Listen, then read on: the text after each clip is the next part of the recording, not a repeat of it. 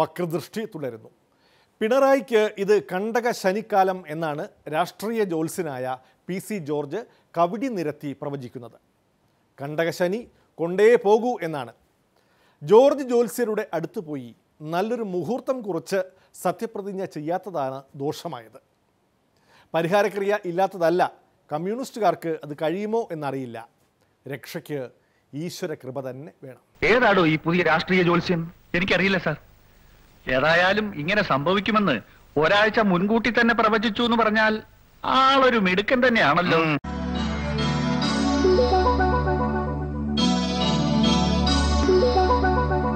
എനിക്ക് തോന്നി ഗവൺമെന്റിന് ഏതാണ്ട് കണ്ടകശനിയാണെന്ന് എൻ്റെ അഭിപ്രായം. കണ്ടകശനിയുടെ അപകാരത്തിൽ പലർക്കും ശനി ഗുണവും ദോഷവും കൂടെ ചെയ്യുന്നുണ്ട്. രക്ഷപ്പെടാൻ മാർഗം കാണുന്നില്ല. നിത്യോപയോഗ സാധനങ്ങളുടെ വില വർധനവ്, കുടിവെള്ളമില്ല. ഞാൻ പറഞ്ഞു ഇതിപ്പോൾ ഒരു ഗതികെട്ട് ഒരു വയസ്സ് മുതൽ 80 വയസ്സ് 85 വയസ്സ് വരെയുള്ള സ്ത്രീകൾക്ക് ജീവിക്കാൻ പറ്റുകയില്ല. കണ്ടകശനി ആയതുകൊണ്ട് ചെറിയ ബുദ്ധിമുട്ടുകളും പ്രയാസങ്ങളും അസ്വസ്ഥതകളും വിഷമങ്ങളൊക്കെ ഉണ്ടായിരുന്നു. ദാമ്പത്യപരമായിട്ടുള്ള അസ്വസ്ഥതകൾ ഉണ്ടാവുന്നു. ഇതിപ്പോൾ ഒരു ഗതികെട്ടാനില്ല. എന്ത് പറ്റിയെന്ന് ചോദിച്ചാൽ ഇത് കണ്ടകശനി തന്നെയാണ്. അത് പിണറായി വിജയൻ നമ്മുടെ കോടിയേരി ചോദിച്ച് മനസ്സിലാക്കട്ടെ, അപ്പം ശരിയാണ്. ശനിപ്രീതി വരുത്തുക, ക്ഷേത്രങ്ങളിലേക്ക് പോകുന്നതോ പ്രാർത്ഥിക്കുന്നതോ അല്ലെങ്കിൽ പള്ളിയിൽ പോകുന്നതോ ഈശ്വരനെ പ്രാർത്ഥിക്കുന്നതോ ചെയ്യുന്നത് വളരെ നന്നായിരിക്കും. അതായത് പിണറായി വിജയന് വിശ്വാസമില്ലാത്തതുകൊണ്ട് ഞാനൊരു ദൈവവിശ്വാസിയാണ്. ഞാൻ ഒളിച്ചു വെക്കുന്നില്ല. അദ്ദേഹത്തിൻ്റെ സത്യപ്രതിജ്ഞാ സമയം ഈ വർഷത്തെ ഏറ്റവും മോശം സമയത്താണ്. ഏത് വിശ്വാസം എടുത്ത് പരിശോധിച്ചാലും ഒരു ക്രിസ്ത്യാനിക്കായനം പാടില്ലെന്നൊക്കെ പറയുന്നത് അസ്ട്രോളജി ശരിയാണ്. ക്രിസ്ത്യാനികൾ അസ്ട്രോളജി ഇല്ലാതിരിക്കാൻ പറ്റും. നക്ഷത്ര ശാസ്ത്രമാണ്. ഏറ്റവും മോശം സമയത്താണ്. സമയം വളരെ മോശപ്പെട്ട സമയമാണ്. പലവിധത്തിലുള്ള ബുദ്ധിമുട്ടുകളും പ്രയാസങ്ങളും ദാമ്പത്യ കലഹങ്ങളും ബന്ധുജന വിരോധവും ശത്രുദോഷങ്ങളും മാനഹാനിയും തൊഴിൽ തടസ്സങ്ങളും അനുഭവപ്പെടാൻ സാധ്യതയുണ്ട്. ഞാൻ ചോദിക്കട്ടെ, നമ്മുടെ കോടിയേരി 5 വർഷം ആഭ്യന്തരം കൈകാര്യം ചെയ്തിട്ട് ആരും പരാതി പറഞ്ഞില്ലല്ലോ.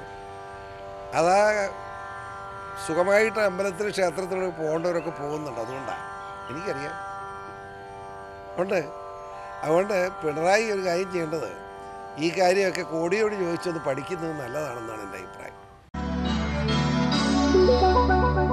എല്ലാം മുൻകൂട്ടി പ്രവചിക്കാൻ കഴിയുന്ന ജ്യോത്സ്യരുടെ അടുത്ത് നേരത്തെ പോകാത്തത് പിണറായി ചെയ്ത തെറ്റ്. ഇനി കുരിശ് പൊളിച്ച് ദൈവദോഷം വരുത്തിയതും പ്രശ്നമാവുമോ? കുരിശോ? ഞാൻ നിങ്ങളോട് ആദ്യം ഒരു കാര്യം പറയും. ഈ കുരിശെന്ന് പറഞ്ഞാൽ എന്താ? 3 ഗാഗുൽത്താ മലയിൽ 3 കുരിശുണ്ട്. നിങ്ങൾ അറിഞ്ഞിരിക്കണം. പിള്ളേർക്ക് അറിയത്തില്ല അതൊന്നും. ഗാഗുൽത്താ മലയിൽ 3 കുരിശുണ്ട്. അത് നടുക്കത്തെ ഈ കുരിശിലാണ് മനുഷ്യൻ്റെ മോചനത്തിന് വേണ്ടി യേശു കുരിശിൽ കയറിയത്. ബാക്കി 2 കുരിശും കള്ളന്മാരുടെ കുരിശാണ്.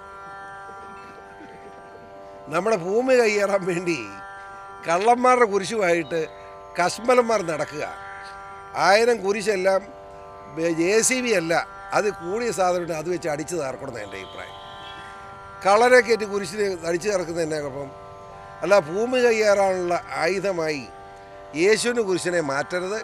അങ്ങനെ മാറ്റുന്നവരെ ക്രിസ്ത്യാനികൾ കൈകാര്യം ചെയ്യണമെന്ന് എൻ്റെ അഭിപ്രായം. ഒരു സംശയമില്ല.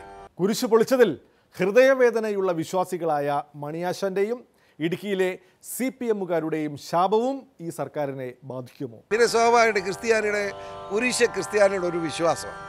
ആ കുരിശിങ്ങനെ വീഴുന്ന കാണുമ്പോൾ ഒരു മനപ്രയാസം തോന്നും. അങ്ങനെ മനപ്രയാസമുള്ളവർ നോക്കാതിരിക്കുക എന്നതാണ് ചെയ്യേണ്ടതെന്നാണ് എൻ്റെ അഭിപ്രായം. നക്ഷത്രങ്ങളുടെ നില മനസ്സിലാക്കി രാശി ഗണിച്ച് രാഷ്ട്രീയ പ്രവചനം എങ്ങനെ കൃത്യമായി നടത്താൻ സാധിക്കുന്നു? രാഷ്ട്രീയമാവുമ്പം എന്തെങ്കിലും സംഭവം ഉണ്ടായിക്കൊണ്ടേയിരിക്കും. പ്രത്യേകിച്ച് കേരള രാഷ്ട്രീയത്തിൽ അത് പ്രവചിക്കാൻ വലിയ ദിവ്യശക്തിയൊന്നും ആവശ്യമില്ല. വക്രദൃഷ്ടിയിൽ വീണ്ടും ഒരു ഇടവേള. കാര്യം അത്ര നിസ്സാരമല്ലെന്ന് ബാലചന്ദ്ര മേനോൻ. ഭയങ്കര കഴിവാണ്. ഞാൻ അത്ഭുതപ്പെട്ടു. അതായത് കറക്റ്റ് സിംഗിൾ വീഴുന്ന രീതിയിലുള്ള മൂർച്ചയുള്ള പഞ്ചസ് നോക്കിയെടുത്ത് തുന്നിത്തച്ച് വേറൊരു കലാരൂപം ഇപ്പം വളരെ ഗംഭീരമായി വന്നുകൊണ്ടിരിക്കുകയാണ്.